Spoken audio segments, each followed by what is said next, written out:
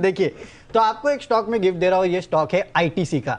इसको आप अपने गिफ्ट के जरिए अपने पोर्टफोलियो में रख लीजिए, यहां से आपके पैसे जरूर बनेंगे। मैं वैसे भी आपको 160 के लेवल के आसपास से बोलते आ रहा हूं कि अगर इसने 200 क्रॉस किया तो यहां से 240 250 तो कम से कम आने वाला है इस स्टॉक में। और देखिए 200 का लेवल ये क्रॉस कर चुका है। उसके बाद अच्छी खासी रैली इस काउंटर में देखने मिली है। ये रैली जो है इस काउंटर में आगे भी नजर आने वाली है आपको, और कम से कम इस साल 250 का लक्ष्य जो है ये छुएगा, यानी कि 20% के रिटर्न तो आपको कम से कम ये स्टॉक यहां से दिला के जाएगा। अब क्यों ऐसा लग रहा है? सबसे पहले देखिए, आईटीसी का सिगरेट बिजनेस, सबसे बड़ी प्रॉब्लम तो यही थी। नेगेटिव वॉल्यूम ग्रोथ आ रही थी तो लोग चिंता में थे कि अरे यार वॉल्यूम ग्रोथ गिर गई। अब इस साल नेगेटिव है, इस लो बेस पे अगले साल जब आप रिजल्ट देखेंगे ना तो आपको वॉल्यूम ग्रोथ काफी बेहतर नजर आएगी।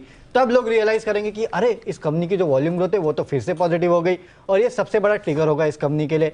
लगातार कंपनी ने सिगरेट बिजनेस में प्राइस हाइक किए हैं तो उसका फायदा कंपनी को मार्जिन में मिलेगा, तो ये दूसरी बात रह गई, इसके चलते फायदा होगा। इसके अलावा इस कंपनी का जो एफएमसीजी कारोबार है वहाँ कंपनी लगातार फोकस करते जा रही है, और उसमें देखिए बाकी एफएमसीजी कंपनीज देखिए आप किस तरह की ग्रोथ वहाँ देखने मिली है। ये स्टॉक कहीं ना कहीं पिछड़ गया है, ग्रोथ यहाँ भी हुई है एफएमसीजी में, लेकिन सिगरेट बड़ा कारोबार है तो लोग एफएमसीजी को भूल जाते हैं, तो वहाँ याद रखिएगा। इसके अलावा इनका है ना वो जो स्टेशनरी वाला भी बड़ा धंधा है, आपको पता है वो क्लासमेट करके जो आता है वो दरअसल यही कंपनी बनाती है। तो काफी सारे पेन है, क्रेयॉन्स है, नोटबुक्स है, वो ये बनाते हैं। इस साल तो चलिए ठीक है कि स्कूल कॉलेज बंद रहे, अगले साल तो खुलेंगे, तो खुलेंगे तो उसका धंधा भी होगा, तो वो एक इम्पैक्ट है। और होटल सेक्टर देखिए लगातार पॉजिटिव खबर इसके लिए आ रही है, और इस कंपनी के पोर्टफोलियो में होटल सेक्टर भी है। इसके अलावा ये ESG करके एक होता है, एनवायरमेंट, सोशल और कॉर्पोरेट गवर्नेंस के पायदान पे ये कंपनी MSCI में इस कंपनी को AA की रेटिंग दी गई है, और इंडिया की बाकी FMCG कंपनीज के मुकाबले सबसे हाईएस्ट रेटिंग है। इनफैक्ट बाकी कंपनीज के मुकाबले भी ये रेटिंग काफी अच्छी है, तो ये भी एक एडेड एडवांटेज है इस कंपनी के लिए। तो इसके चलते सारे पैरामीटर्स आप देख लीजिए, और कॉर्पोरेट गवर्नेंस का कोई इशू नहीं है इस कंपनी में, सबसे अच्छी बात तो ये है, तो इसके लिए खरीद लीजिए।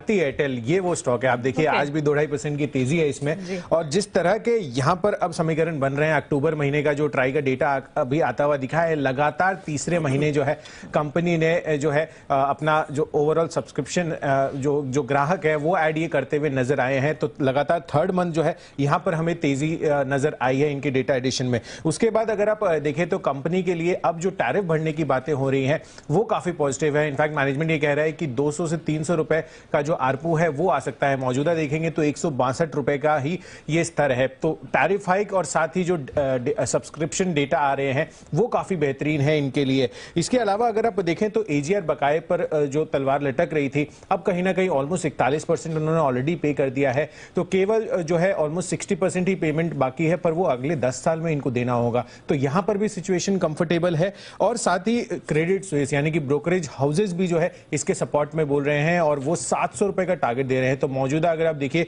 500-520 के लेवल्स पर ये ट्रेड कर रहा है, तो मौजूदा भाव से भी काफी बढ़िया अपसाइड जो है आपको देखने को मिलेगी आशीष। तो डेफिनेटली ये मेरी तरफ से आपके लिए सेंटर पिक है। चलिए, तो बिल्कुल आशीष को मिल रही है पहली गिफ्ट, और कुशल की तरफ से भारतीय एयरटेल। और यहाँ पर ज्यादा खुश होता अगर आप वोडाफोन देते बिल्कुल। तो चलिए, भारतीय एयरटेल और इसके फंडामेंटल्स भी काफी मजबूत है, अपने पोर्टफोलियो में इसे भी शामिल करने के बारे में आप सोच सकते हैं। लगातार आप देख रहे हैं कि स्टॉक में तेजी देखने को मिल रही है, लेकिन कुछ फंडामेंटल तर्क भी हैं जिन पर आपको फोकस करना होगा। सबसे पहली बात कि HDFC पूरा पेरेंटेज अगर आप देखें ग्रुप ऐसा है कि वेल्थ क्रिएट करके देता है। अच्छी बात यह है कि ऑपरेशनली अगर आप देखें तो इनके पास करीब लाइफ प्रोटेक्शन इंडिविजुअल सेगमेंट में करीब 18% का मार्केट शेयर है, और इनकी ज्यादातर जो बिक्री है खासतौर पर अगर आप प्रीमियम कलेक्शन देखें तो ऑनलाइन के माध्यम से ज्यादा होती है। करीब 95% जो इनके ग्राहक हैं वो अपना जो प्रीमियम भुगतान है वो ऑनलाइन करते हैं। तो देखिए इनका जो कॉस्ट है कहीं ना कहीं वो रिड्यूस हो जाता है। इसी के साथ अगर आप देखें तो अन्य जो फाइनेंशियल पैरामीटर्स हैं वो भी बहुत ज्यादा आकर्षक हैं।